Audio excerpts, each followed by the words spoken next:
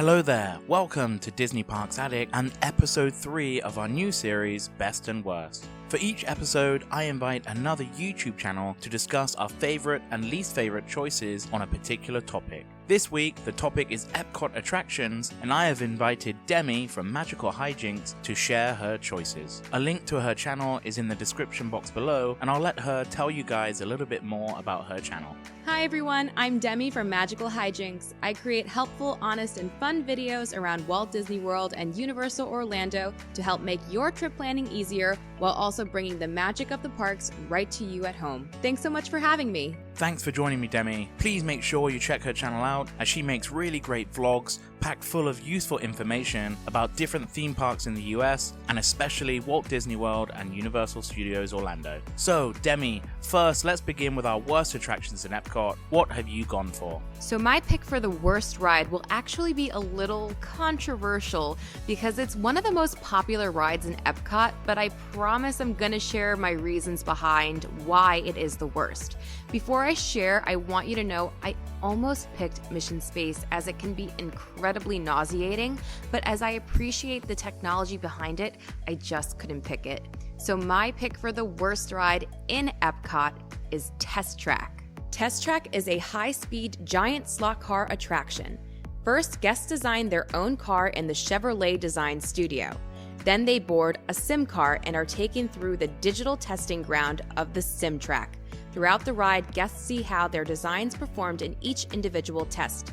The car will eventually reach a speed of 65 miles per hour, making it the fastest ride in Walt Disney World. So why did I say it's the worst ride?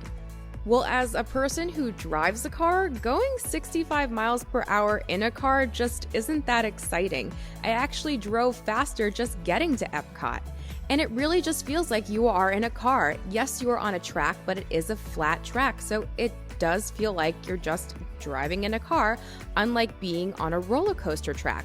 That's why it feels more thrilling to be on Rock and Roller Coaster, which is the second fastest ride in Walt Disney World, even though it only goes 57 miles per hour versus 65 on Test Track. On top of that, there are a lot of times that the ride creates short stops, and it hurts. It speeds up and stops short. If you were ever in a car accident, this could definitely be triggering, and if your head is not pushed back, you will bang your head pretty hard, and your neck will hurt like a real car accident. Kids definitely seem to love this attraction, which makes sense as kids do not drive, but to me, it's a skip, especially since the wait times are usually about an hour or more. Wow, that is definitely a controversial choice. Personally, I did prefer the older version of Test Track, where it was themed as an actual test drive with guests as test dummies, and maybe as someone that doesn't get to visit Walt Disney World as much as I like, I don't think I could ever visit Epcot and not at least try to ride this attraction.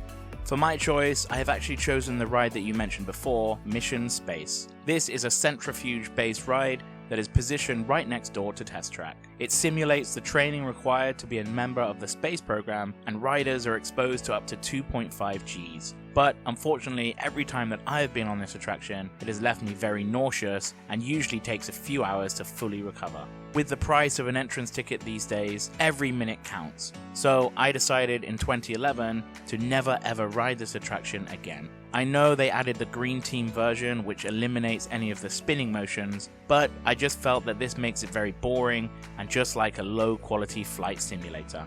I appreciate the effort and the technology that is used within the attraction, but for me, this is definitely a skip. So it seems like both of our choices are in World Discovery, but luckily some new attractions will be opening in 2022, so this area of the park will be improving very soon. With the worst out of the way, let's move on to our favorite attractions in the park. Demi, what did you choose? So there are a lot of changes coming to Epcot, including this year the opening of Guardians of the Galaxy Cosmic Rewind, a brand new coaster.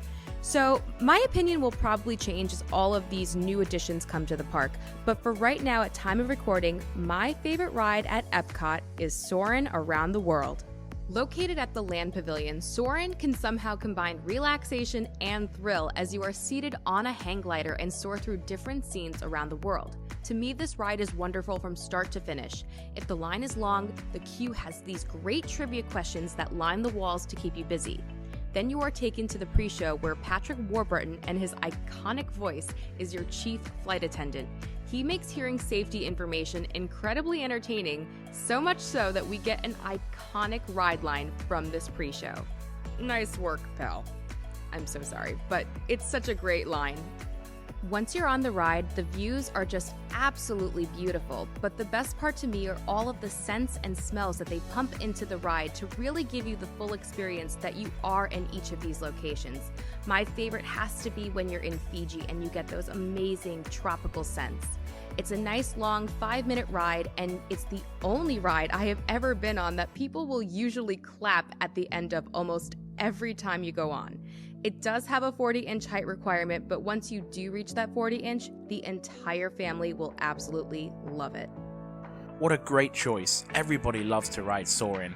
I know some fans prefer the Soarin' over California, but I like both versions, and you're right about the scents and smells, which elevates this ride into something very special.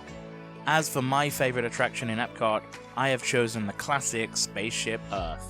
This opening day ride is one of the most iconic Disney attractions and can be found inside the famous park's icon.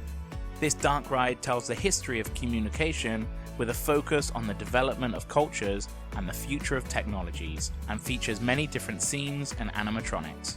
I still remember the first time seeing the Disney golf ball and being amazed that they managed to put a ride inside it. And what a ride it is. I'm a sucker for a nice relaxing dark ride, and with the way it travels through the history of mankind, really makes you feel like you have been on a historic adventure. Most people will head straight to this attraction as they enter the park, as it is closest to the entrance. So I suggest visiting this attraction in the early afternoon or evening for shorter wait times. So that completes our best and worst choices for attractions in Epcot. Thanks for joining me, Demi. Thanks for having me, and I hope you all consider checking out my channel and all the hijinks that we get into over there. Please do check out Magical Hijinx channel, as there is some really great content to explore. If you enjoyed this episode, then please give it a thumbs up and let us know what are your best and worst attractions in Epcot. And why not check out the previous episodes right here. Thanks for watching, and I'll see you next time on Disney Parks Addict.